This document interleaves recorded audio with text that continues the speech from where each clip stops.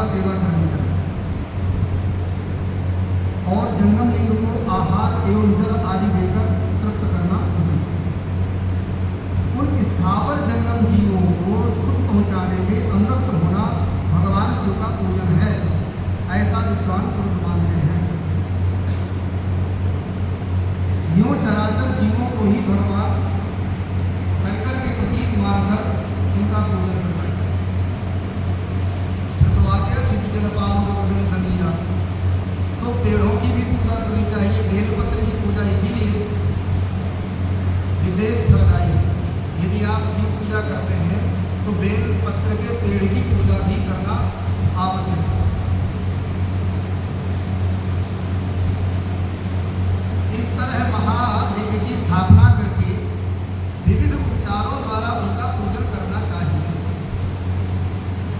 अपनी शक्ति के अनुसार नित्य पूजा करनी चाहिए तथा देवालय के पास ध्वजारोपण आदि भी करना चाहिए। शिवलिंग साक्षात शिव का पद प्रदान करने वाला है अथवा चरलिंग में षोडशोपचार द्वारा मैंने 16 प्रकार से यथोचित रीति से क्रमशः पूजन करना चाहिए। यह पूजन भी शिवपद प्रदान करने वाला है। आवाहन, आसन, पाद्य, अर्घ, पांचांग, पाद्यांग, आचमन, अभ्यंग पूर्वक स्नान, वस्त्र एवं यज्ञोपवीत, गंध, पुष्प, धूप, दीप, नैवेद्य, तांबूल, समर्पण और नीराजन, नमस्कार और विसर्जन, ये 16 प्रकार की पूजा मानी है। अथवा अर्घ से लेकर नैवेद्य तक विधि पूर्वक पूजन भी करना चाहिए। कहते हैं कि जब हम शिवलिंग में जल देते हैं तो हमें हस्तयोः अर्घ, हाथ का भी अर्घ देना चाहिए। जल लोटा में लेकर के भी हाथ से यहाँ पर जल जाता है, हाथ उसको हस्तयोः अर्घ, हस्त अर्घ।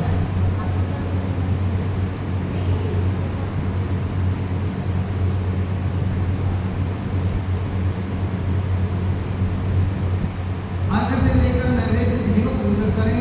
अभिषेक, नैवेद्य, नमस्कार और तर्पण, ये सब यथाशक्ति नित्य करें जितना हो सके। इस तरह किया हुआ शिव का पूजन शिवपद की प्राप्ति कराने वाला होता है।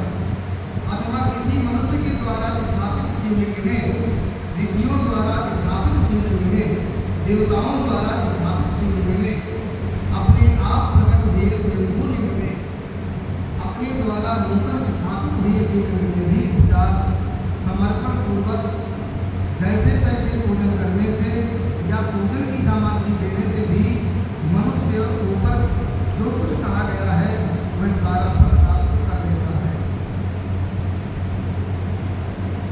ऐसे रामेश्वरम भगवान राम ने ही इसकी स्थापना करी और आपके प्राचीन हनुमान मंदिर में ये शिव जी हैं, इनको जन साधारण किसी व्यक्ति ने स्थापित किया होगा।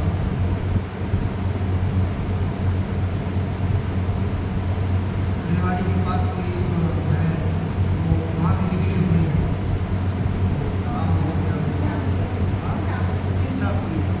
इच्छापुरी में वो निकले हुए हैं। तो इसी प्रकार से कई जगह ऐसे हैं जो हमारे ऋषि मुनि, जैसे हमारे प्रयागराज में है वो अश्वमेध शिव मंदिर के नाम से जाना जाता है।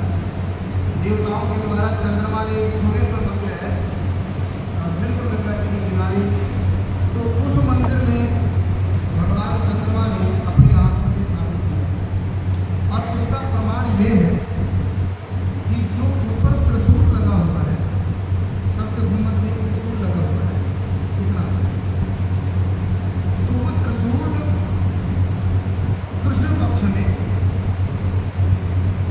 पक्ष में वो दक्षिण की तरफ हो जाता है और शुक्ल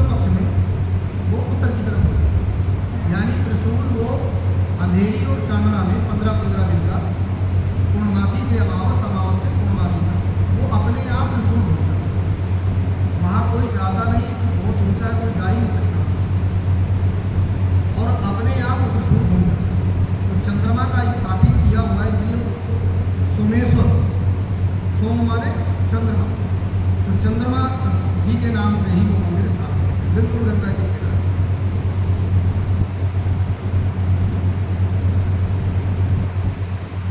शिवलिंग में अपने आप प्रकट हुए सुंदरलिंग में भी अपने द्वारा नूतन स्थापित हुए शिवलिंग में भी उपचार समर्पण पूर्वक जैसे तैसे पूजन करने से या पूजन सामग्री देने से भी मनुष्य ऊपर जो कुछ कहा गया है वह सारा फल प्राप्त करते हैं। क्रमशः परिक्रमा और नमस्कार करने से भी शिवलिंग शिवपद की प्राप्ति करने वाला है। यदि नियम पूर्वक शिवलिंग का दर्शन मात्र कर लिया जाए, दर्श परस कर जल पाना, दर्शन और स्पर्श, दर्श परस कर जल पाना, फिर लहराना उड़ाना आदि शिवलिंग का दर्शन मात्र कर लिया जाए तो वह भी कल्याणप्रद होता है। मिट्टी, आटा, गाय के गोबर, फूल, कनेर, पुष्प, फल, गुड़, मक्खन, भस्म अथवा अन्य से भी अपनी रुचि के अनुसार शिवलिंग बनाकर तदनुसार उसका पूजन करें अथवा प्रतिदिन 10,000 प्रणव मंत्र का होम, प्रणव मंत्र का जप करें अथवा दोनों संध्याओं के समय एक एक सहस्त्र प्रणव का जप किया करें तो ये क्रम भी शिवपद की प्राप्ति कराने वाला है, ऐसा समझना चाहिए। जप काल में मकरारांत प्रणव का उच्चारण मन की शुद्धि कराने वाला होता है। समाधि में मानसिक जप का विधान है तथा अन्य सब समय भी उपांशु माने जप माला के द्वारा उपांशु जप करना चाहिए। नाद और बिंदु से युक्त ओंकार के उच्चारण को विद्वान पुरुष समान प्रणव कहते हैं। यदि प्रतिदिन आदर पूर्वक 10,000 रोज 10,000 पंचाक्षर मंत्र का जप किया जाए माने ओम नमः शिवाय अथवा दोनों संध्याओं के समय, संध्या 2 सुबह और शाम, एक एक सहस्त्र जब किया जाए तो उसे शिवपद की प्राप्ति कराने वाला समझना चाहिए। ब्राह्मणों के लिए आदि में प्रणव से युक्त पंचाक्षर अच्छा बनाया गया।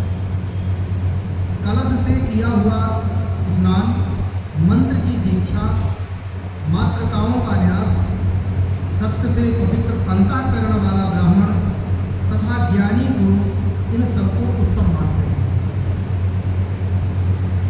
द्विज माने ब्राह्मण, द्विज के लिए नमः शिवाय के उच्चारण का विधान है।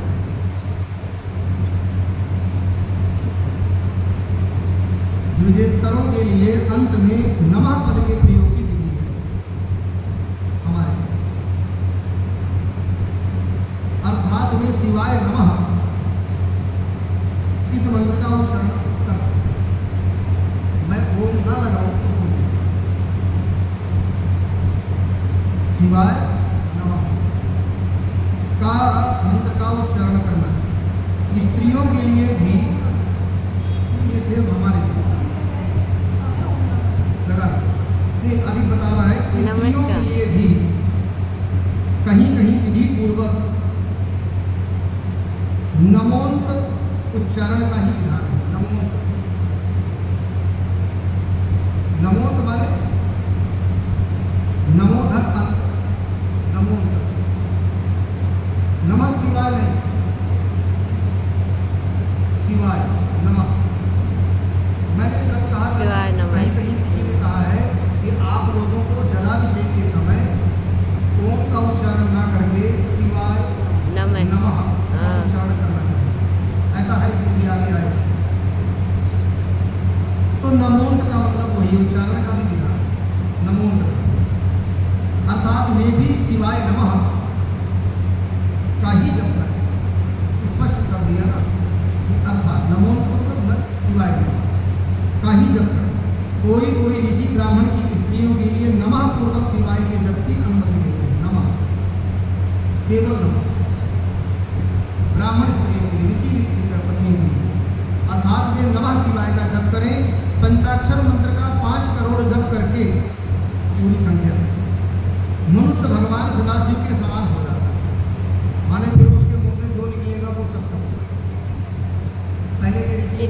करई गोन्ना पंडित है। किसी जैसे तत्काल श्राप देने वाले 5 करोड़ की सौ है। तो ऐसे ही अगर ये करना है तो 5 करोड़ का जाप करना चाहिए। 1, 2, 3 अथवा 4 करोड़ जप करने से क्रमशः ब्रह्मा, विष्णु, रुद्र तथा महेश्वर का पद प्राप्त होता है। अथवा मंत्र में जितने अक्षर हैं उनका पृथक पृथक 1 लाख जप करें, अथवा समस्त अक्षरों का एक साथ ही जितने अक्षर हों उतने लाख जप करें। इस तरह के जप को शिव पद की प्राप्ति कराने वाला समझना चाहिए। यदि 1000 दिन में 1000 दिन में प्रतिदिन 1 सहस्त्र जप के क्रम से पंचाक्षर मंत्र का 10 लाख जप पूरा कर लिया जाए और प्रतिदिन ब्राह्मण भोजन कराया जाए तो उस मंत्र से अभीष्ट कार्य की सिद्धि होती है। अभीष्ट कार्य विशेष कार्य। ब्राह्मण को चाहिए कि वह प्रतिदिन प्रातःकाल 1008 बार गायत्री का जप करे। 1008 गायत्री का जप करे, तब वो किसी को आशीर्वाद देने योग्य ब्राह्मण बन सकता है। ब्राह्मण की जो जड़ है वो गायत्री है, वेद माता गायत्री। तो गायत्री नहीं अगर उतनी हो पाती तो 108 मान 1 बार होना जरूरी है संध्या बंधन के साथ, तो वह द्विज कहलाने के योग्य है। ऐसा होने पर गायत्री क्रमशः शिवपद प्रदान करने वाली होती है। वेद मंत्रों और वैदिक सूक्तों का भी नियम पूर्वक जप करना चाहिए। वेदों का पारायण भी शिवपद की प्राप्ति कराने वाला है। जो रुद्राभिषेक वगैरह हम करते हैं, कराते हैं, तो इसमें शुक्ल यजुर्वेद, जो शुक्ल यजुर्वेद 28,000 मंत्र हैं। शुक्ल यजुर्वेद 28,000 मंत्रों में भगवान शिव की अभिषेक के लिए विशेषकर एक छोटे मंत्र जिसको हम रुद्र अष्टाध्यायी कहते हैं वो अलग किया, केवल अभिषेक के लिए। तो उन मंत्रों के द्वारा भगवान शिव का अभिषेक अगर किया जाए तो असाध्य कार्य भी साध्य हो जाता है। पापबंध्या स्त्री भी गर्भिणी हो जाती है। संतान को प्राप्त कर देता है। ऐसा जानना चाहिए। अन्यान्य जो बहुत से मंत्र हैं उनका भी जितने अक्षर हों उतने लाख जप करें। इस प्रकार जो यथाशक्ति जप करता है वह क्रमशः शिव पद मोक्ष प्राप्त कर लेता है। अपनी रुचि के अनुसार किसी भी मंत्र को अपनाकर मृत्यु पर्यंत प्रतिदिन उसका जप करना चाहिए, ऐसा संकल्प लेना चाहिए। जीवन पर्यंत आप एक माला करेंगे ऐसा विचार बना लेना चाहिए, संकल्प कर लेना चाहिए। हम जब तक जिए तब तक हम ओम नमः शिवाय का जाप करेंगे, ऐसा मन में विचार करना चाहिए। ओम इस मंत्र का प्रतिदिन 1 सहस्त्र जप करना चाहिए। ऐसा करने पर भगवान शिव की आज्ञा से संपूर्ण मनोरथ की पूर्ति होती है, सिद्धि होती है। जो मनुष्य भगवान शिव के लिए फुलवाड़ी या बागीचे आदि लगाता है, ये शिवलिंग है, यहाँ मंदिर है शिव जी का, अब आसपास फुलवाड़ी लगाई जाए, गेंदे वगैरह, गुलाब वगैरह लगाई जाए, उसको सुसज्जित किया जाए। शिव के सेवार्थ के लिए मंदिर में झाड़ने पुहारने, झाड़ू आदि की व्यवस्था करता है, वह इस पुण्य कर्म को करके शिव पद प्राप्त कर लेता है। कहाँ गई बहन जी जो कलश को चमका के जाती है? ये हमारे आपके लिए एक आम बात हो सकती है, परंतु वो जो कर रही है वो बहुत समय से कर रही है और भगवान उन पर अपनी कृपा बनाए रखें। ये हम भगवान को प्रेरणा से प्रार्थना करते हैं। बहुत देवी के सामने बिल्कुल ऐसा चमका दिया जो मुझे से नया हो। तो ये भगवान शिव, हाँ मैंने कहा था एक दिन और भी कि केवल 1 लोटा जल शिवलिंग में चढ़ा देना ही हमारी पूजा नहीं हो सकती। हमें ये भी ध्यान देना होगा कि जब हम शिवलिंग में जल चढ़ाने जाते हैं तो हमें ये ध्यान देना होगा कि वहाँ माचिस की तिल्ली को नहीं पड़ी। गुड़ चढ़ा के जाएंगे तो उसमें मकोड़े हो जाएंगे। ये भोग लगाने का नहीं है। मैं कल आपसे कहा था कि भक्ति के दो बेटा हैं। भक्ति महारानी के दो बेटा, ज्ञान और वैराग्य। भक्ति महारानी का जन्म कहाँ हुआ? दक्षिण भारत में। हमारे भागवत जी की कथा में आती है कि जो हमारी भक्ति महारानी है उनका जन्म हुआ साउथ बिहारी दक्षिण कर्नाटक, पली बड़ी। मगर जब वो बड़ी हुई तो गुजरात आई। गुजरात में आने के बाद दोनों बेटों के साथ उन्होंने देखा कि भक्ति महारानी भक्ति तो है लेकिन ज्ञान और वैराग्य वो अधबूढ़े से हो गए। दाढ़ी पक गई, बाल पक गए, जर्जर अवस्था हो गई। भक्ति महारानी ने सोचा कि मैं जवान हूँ और मेरे ज्ञान और वैराग्य दोनों बेटा बूढ़े होते जा रहे हैं। वो महाराष्ट्र में आ गई, थोड़ा और इधर आ गई महाराष्ट्र में भी वही स्थिति उनकी बनी रही। किसी ने सलाह दिया कि देवी आप वृंदावन की तरफ जाए। वृंदावन में भगवान का धाम है, भगवान के परम धाम को जाइए, वहाँ आपको ताकि दोनों पुत्रों को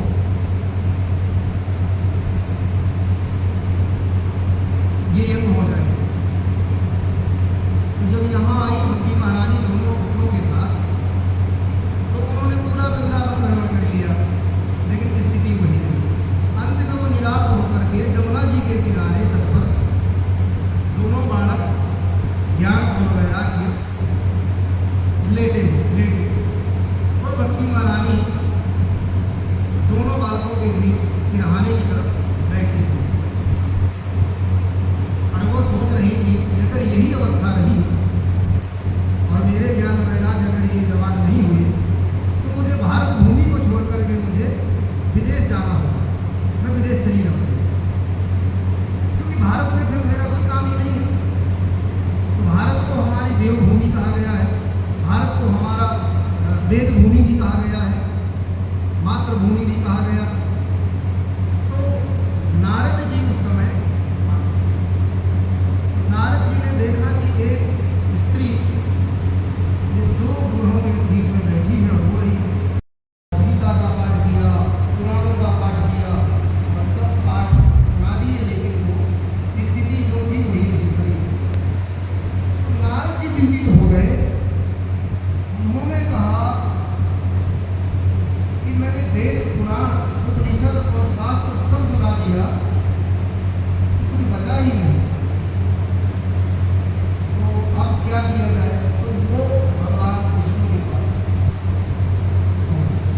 उन्होंने कहा मेरे पास इसका उपाय नहीं, आप वहीं पृथ्वी पे जाओ, धरती में जाओ और महात्माओं की। तो नारद जी हरिद्वार की तरफ घूमते घूमते जाने लगे। तो सनत कुमार सनंदन ये साधु जो ऋषि हैं, सप्तऋषि भ्रमण करते हुए, सप्तऋषि ऐसे हैं कि इनका किसी भी काल में विनाश नहीं होता, ये अमर है। उन्होंने कहा भाई ये नारद जी भी नहीं होगी, वो भी। अतः विद्वान पुरुष को भगवान शिव के क्षेत्र में आमरण निवास करना चाहिए। आमरण माने जीवन से मरण तक, वही पूरा जीवन समर्पित। पुण्य क्षेत्र में स्थिति बावड़ी, कुआं और पोखरे आदि को सुगंधा समझना चाहिए। भगवान शिव का ऐसा ही वचन है। वहाँ स्नान, दान और जप करके मनुष्य भगवान शिव को प्राप्त कर लेता है। अतः मृत्यु पर्यंत शिव के क्षेत्र का आश्रय लेकर रहना चाहिए। जो शिव के क्षेत्र में अपने किसी मृत संबंधी का दाह संस्कार, मासिक श्राद्ध, संपिंडीकरण अथवा वार्षिक श्राद्ध करता है, वार्षिकोत्सव,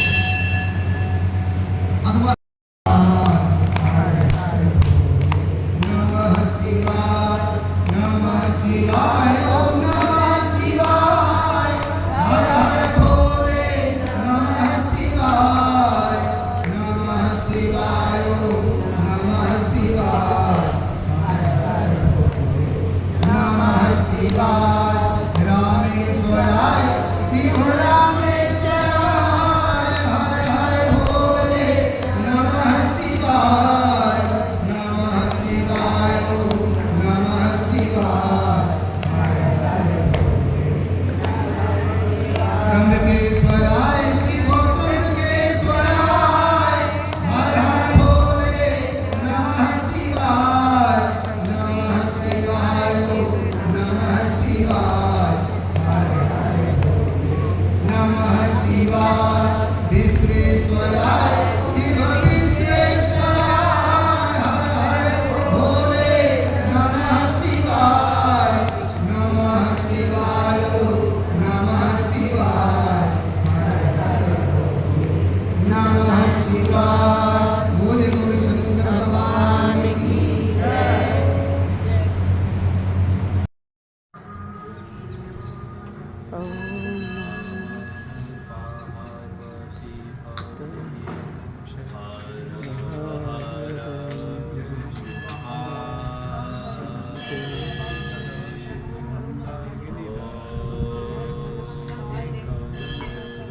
आगे बंदर देखो वो जा रहा मंदिर में जाएगा अभी ये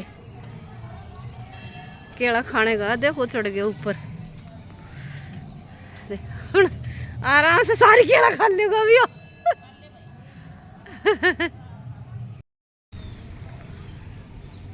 कदम नहीं मारे ना अब तूने खिंचवा दी फोटो सी देख पानी पी रहा है ये बंदर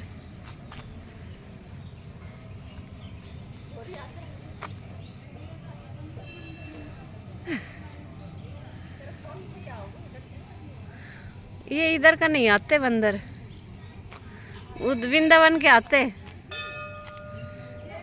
एक और आग भाई और तो बहुत ज्यादा आ गए आज।